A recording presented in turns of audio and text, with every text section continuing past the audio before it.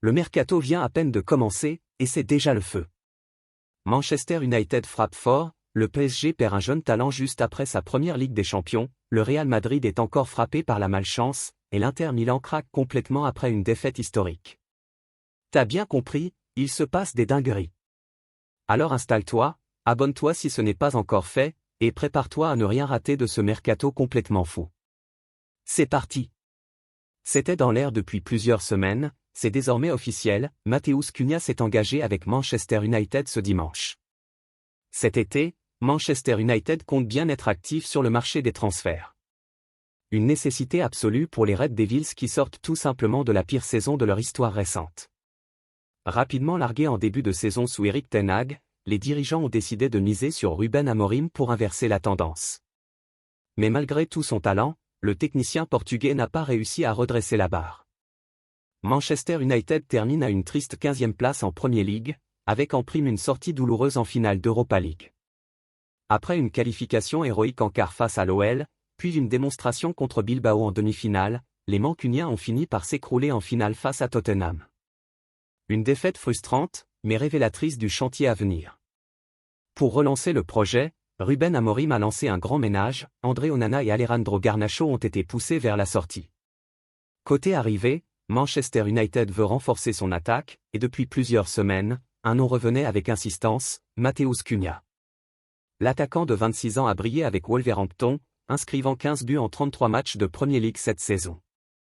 L'ancien joueur de l'Atlético Madrid a vu sa cote grimper, et malgré une clause libératoire de 73 millions d'euros, les Red Devils sont foncés. Ce dimanche, ils ont officialisé sa signature. Dans leur communiqué, Manchester United indique avoir trouvé un accord avec Wolverhampton pour le transfert de Matheus Cunha, en précisant que la finalisation reste soumise à l'obtention d'un visa et à l'enregistrement. L'attaquant brésilien de 26 ans compte 13 sélections avec la Seleção.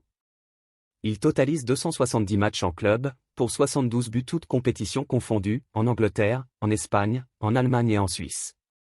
En 2 saisons et demie avec les Wolves, Cunha a inscrit 33 buts en 92 apparitions. Tout le monde à Old Trafford se réjouit de son arrivée, le mercato est officiellement lancé à Manchester United. Du côté du PSG, l'actualité est double. D'un côté, Paris a enfin décroché la première Ligue des Champions de son histoire, en balayant l'Inter Milan 5-0 en finale. Un sacre retentissant qui vient récompenser des années d'attente. Mais le football ne s'arrête jamais, et le mercato pointe déjà son nez. Le premier départ est d'ailleurs imminent.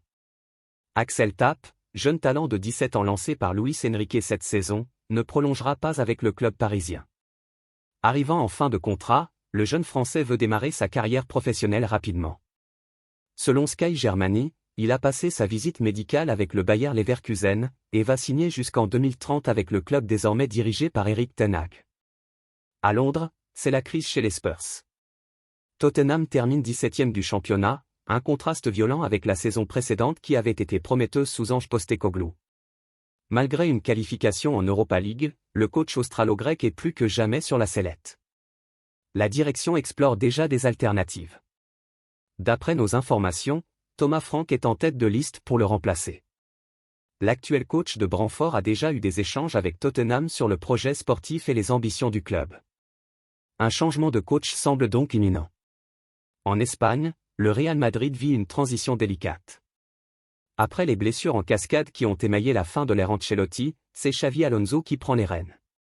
Et il doit déjà faire face à un premier coup dur, Thibaut Courtois est de nouveau blessé, comme l'a annoncé le club madrilène. Une nouvelle inquiétante pour le Belge, qui a déjà vécu une saison blanche. Dans le sillage de son sacre en Ligue des Champions, le PSG voit également sa domination reflétée dans l'équipe type de la compétition. L'UEFA vient de la dévoiler, et sans surprise, 7 Parisiens y figurent. Donnarumma dans les buts, Nuno Mendes, Marquinhos et Hakimi en défense, Vitinha au milieu, Dembélé et Désiré Doué en attaque.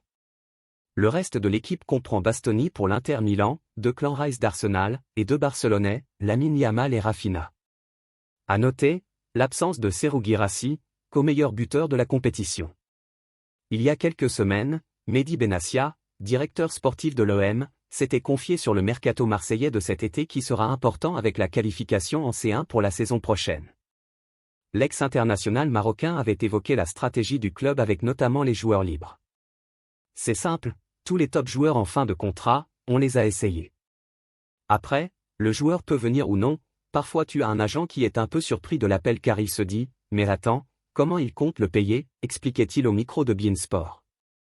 Eh bien, il a visiblement dit vrai. Dans son édition du jour, le Corriere dello Sport a publié un long dossier sur Kevin De Bruyne. Le Belge, libre, va s'engager avec le Napoli dans les prochains jours. Tout est désormais bouclé. Mais avant de tomber d'accord avec le champion d'Italie, le quotidien italien explique que Liverpool et l'OM avaient approché le joueur. Sans succès donc puisque Kevin De Bruyne avait décidé de tenter l'aventure en Serie A. Côté Inter Milan, l'humiliation subie face au PSG a laissé des traces. Après le match, David Frazzi, resté sur le banc, a directement interpellé Simone Inzaghi. Frustré de ne pas être entré en jeu, lui qui avait été décisif en quart et en demi, Frazzi aurait exigé des explications. D'après la Gazzetta dello Sport, cette altercation aurait scellé son avenir. Si Inzaghi reste, Frazzi partira cet été. Lié à l'Inter jusqu'en 2028, il est estimé à 40 millions d'euros. Enfin, en Turquie, Fenerbahçe est tout proche de réaliser un joli coup. Le club aurait trouvé un accord avec la jeune pépite sénégalaise Amara Diouf, issue de Génération Foot. Alors que beaucoup l'attendaient à Metz, avant un bond vers un grand d'Europe, le scénario semble prendre une autre tournure. Selon Fabrizio Romano, les négociations sont très avancées et Amara Diouf est à 2 doigts de rejoindre le club turc. Affaire à suivre.